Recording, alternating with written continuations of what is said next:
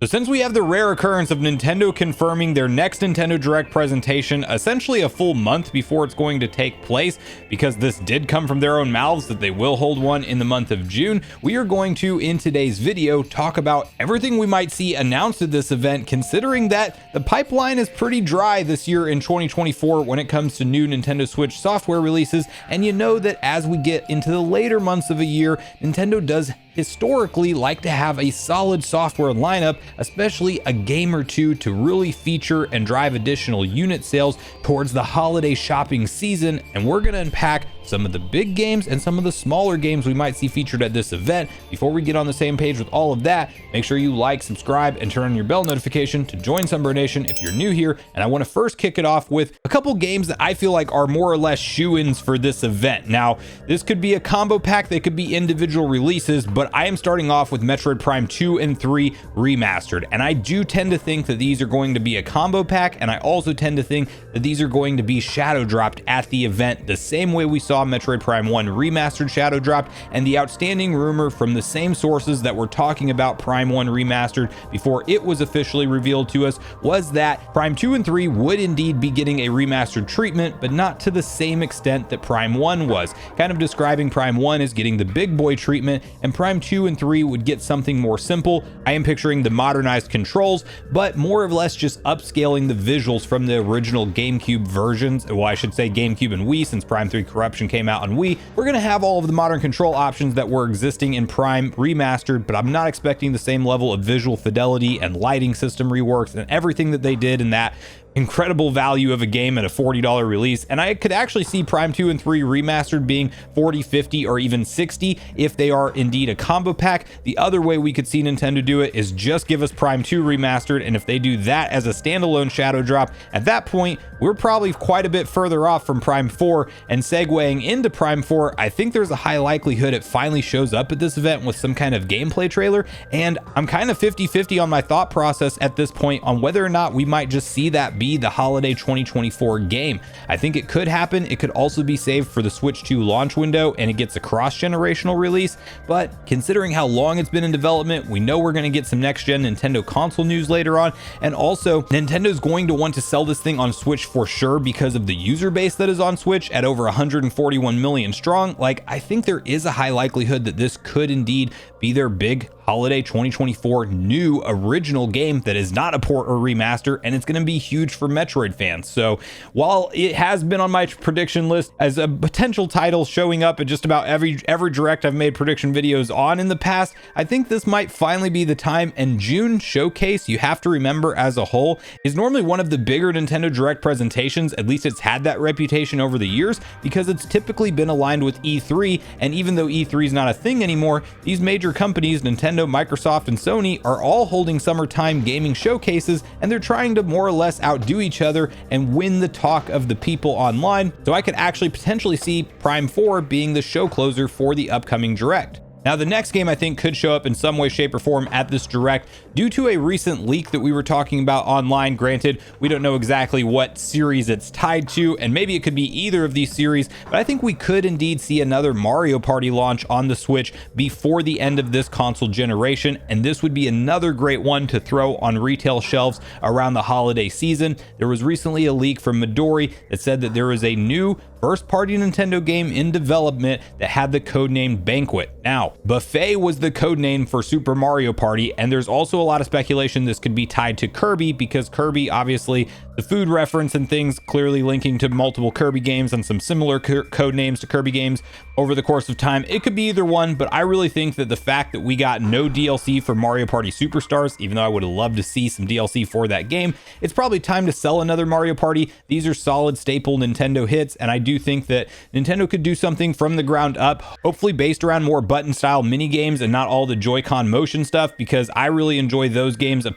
as opposed to the motion stuff. But either way, which regardless of which direction they go, I think they do a fresh new mini game collection this time, and not like a mix up of all of the most popular games over the previous series history. I think we go into a fresh new direction, and maybe they just call this one Mario Party 11, but we'll have to wait and see for that. There are a few outstanding ports and remasters that we could still see make it over to Nintendo Switch in the current generation, starting with F-Zero GX. Now, there has been some discourse online around this game recently from Nate the Hate, and he's kind of clarified that while he has heard of this project behind the scenes, he couldn't get full clarification on if F-Zero 99 was the F-Zero game and it was kind of just bad information or information that didn't correlate to the right game. And there's kind of a coin toss chance that we could see F-Zero GX make it over to Switch as a remastered project, but Nintendo did sure do a lot of love and updates and support for F-Zero 99, and it does kind of feel like they're dipping their toe in the water to bringing this series back to life in some way, shape, or form.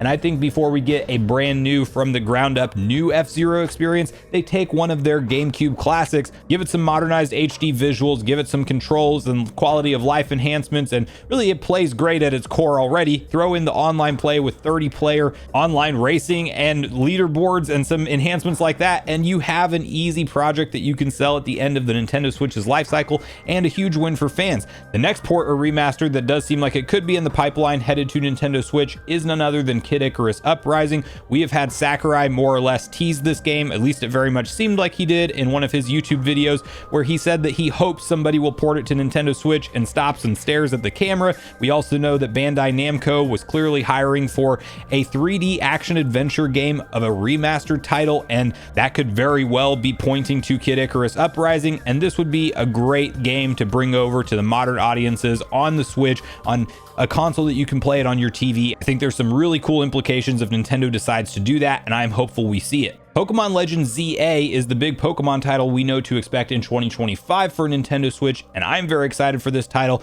but that doesn't necessarily rule out the conversation around there being something else Pokemon in 2024. And while typically Pokemon saves their announcements for their own presentations, they have also been featured at direct presentations, and I could see either Legends ZA getting some kind of gameplay trailer here and we're just more hyped for that game to come in 2025, or it very well could be revealed that there is a Pokemon White and Black remaster for the holiday season this year, or maybe we get Let's Go Johto with Gold and Silver getting a modern day remaster in the Let's Go style of games. I think either of those options would be awesome, and I am hopeful that we have Pokemon here in some capacity at the June presentation. As much as I would love to predict something Donkey Kong, I honestly feel like the next time we see DK, it is going to be on next-gen hardware, and while it's not entirely out of the question that Nintendo couldn't show us something early for their next-gen console, it's also been confirmed that the next-gen console will not be featured at this event, so don't expect any of that. And I actually think most of the games we see, if not all of the games we see featured here,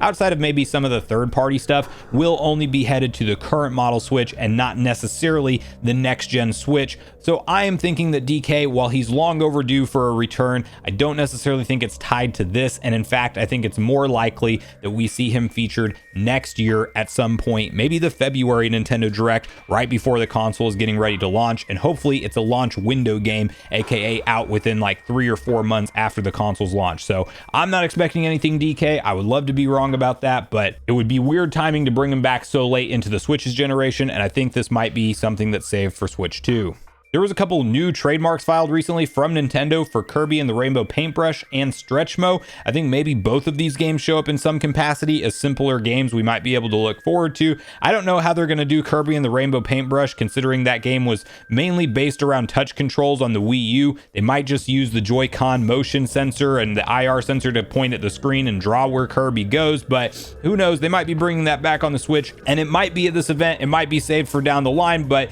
the trademark filing was not just a simple renewal. It was actually like a new filing, signaling that Nintendo's probably doing something with one or both of these games. Stretchmo, I haven't played myself, and I do understand there's a small fan community around it. It looks interesting enough from the trailer, but not necessarily one that would be a shoe-in pickup for me. So if one or both of those show up there, that would be additional software we can look forward to, but not anything that necessarily excites me in a big way. I think the big 3D Mario is obviously saved for the next gen console, and we probably won't learn about that here, although there is the one-off chance that they could reveal it as the big show closer game and then just say that it's coming in 2025 and even show something like Nintendo Next Gen logo at the bottom, or call it Switch successor, whatever. I'm not expecting that to happen, but Mario could be here in some capacity. It's very low on my expectation chart, and I honestly think that it's more likely we see the Mario Party game or even a Mario sports game, like we do a baseball thing next for Mario, and that's maybe coming out to Switch, but I'm not expecting any kind of major 3D Mario presence to be here whatsoever. And then that leaves the big series that I am most hyped for, and that I do have some level of confidence that will show up in some capacity at the Nintendo Direct, and that is none other than the Legend of Zelda franchise.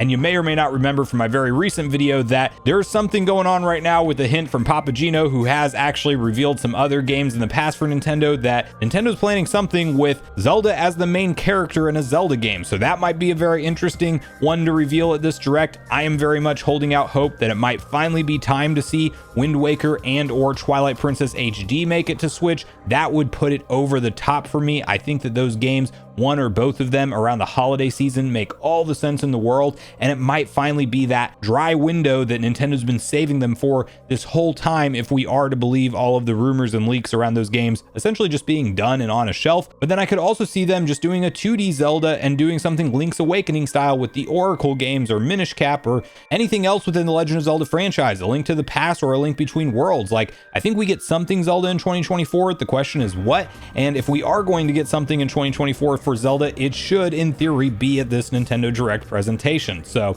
let me know in the comments down below what games you guys really hope are here at this June presentation, which ones you think have a high likelihood of showing up, and which franchises you think will be there, and which ones you're kind of not expecting to show up so much. Also, do you think we will see anything in the way of next gen console games, or do you think that Nintendo will entirely focus this on Switch software, more or less like they outlined in that initial announcement? So thanks so much for watching the video today, everyone. Make sure you share all your thoughts and feelings in the comments down below before you leave the video, whether we agree or disagree. Also, make sure you like, subscribe, turn on your notification bell, and I will see you guys in the next video.